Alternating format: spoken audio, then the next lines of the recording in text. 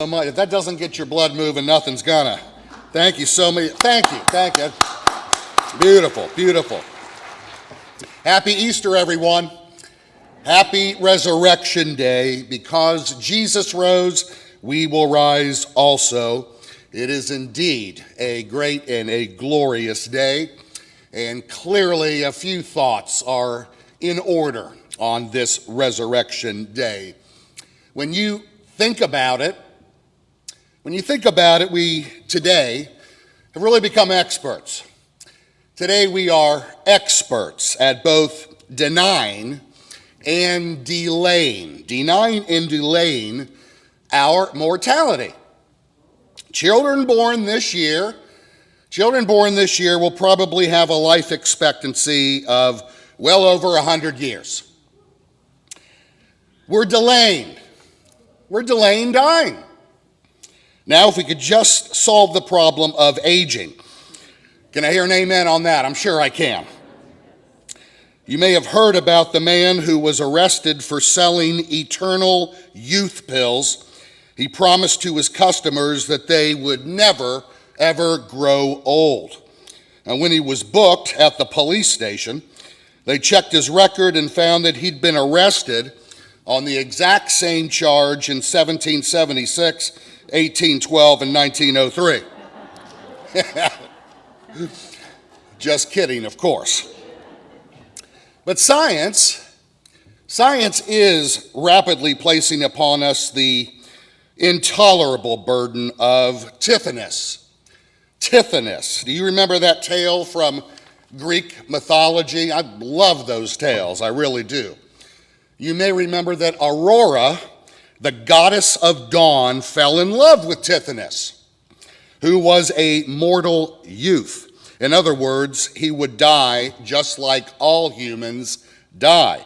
Well, Zeus, the king of gods, offered Aurora any gift she might choose for Tithonus, whom she loved.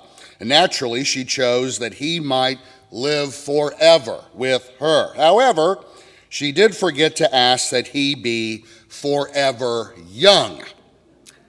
Forever young. She forgot that little wrinkle, so to speak. And so Tithonus grew older and older and older and could never die. And the gift, of course, became a curse. No matter how young or old we are, we face death. It's part of life's reality. Friends and loved ones die. We too will one day die. But that's not the final answer. That's not the final answer, friends. Death has been swallowed up in victory. That's the one essential message of Easter Sunday. That's the word that you've come attending this church to hear today. Death has been defeated. Christ is alive. The final enemy has been conquered. Easter represents hope. Hope. Hope not only for us as we deal with death, but also as we deal with our everyday living. Because Christ lives, we can live. What great good news that is. Isn't that part of the joy of Easter? Because he lives, I can live.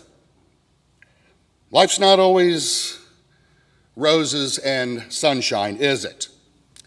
In life, there are also thorns and thunderclouds. Easter is God's promise to us, however, that neither life nor death ever can conquer us. Easter is hope.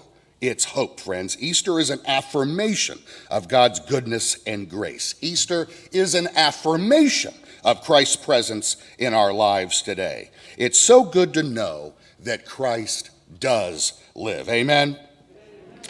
We share in the joy of Mary Magdalene and Peter and all those disciples and all those devoted followers to whom the risen Christ appeared when death could no longer contain him. There's a story told by a nun about a horrible accident in her community. She says that a few weeks before Easter, the father of one of her pupils at her convent accidentally set fire to himself while burning some branches in his garden. And he died as a result of his burns. And naturally, his family went into deep shock. The nun, as well as other members of the community, sought, of course, to minister to the family, but they were too deeply hurt to respond very positively. The fact that the tragedy happened at home, of course, made it even worse. The man's wife was so distraught that she couldn't go out into the garden where the accident had happened. And she found it difficult even to look out the window that faced the garden, in case it brought the whole thing back to her. However, the days went by, and Easter came around. On Easter Sunday afternoon, the nun visited the family again. She was expecting to find them still extremely grief-stricken, but the nun got a very pleasant surprise. As soon as she stepped into the house, she sensed that the gloom, that heavy gloom, had lifted, and she got a feeling of peace, even joy. Something has happened here, she said to the mother. I can sense it. Well, to which the mother replied, this morning my sister and a neighbor came to visit me. They asked me to go out into the garden to get some fresh air. I became almost hysterical at the thought of going into the garden. But convinced that it would help me, they insisted, so eventually I went out with them. And slowly we walked down to the place where the fire had happened. But suddenly, I don't know how or from where, the words of the gospel came to me. Why do you look for the living among the dead? He's not here. He is risen. And at that moment, it was as if a heavy load was lifted off my back, and I felt a great sense of peace and joy. And that, of course, is the meaning of Easter. Death has been conquered. Christ is alive. And because he lives, we also can live. It's no wonder Easter is so special.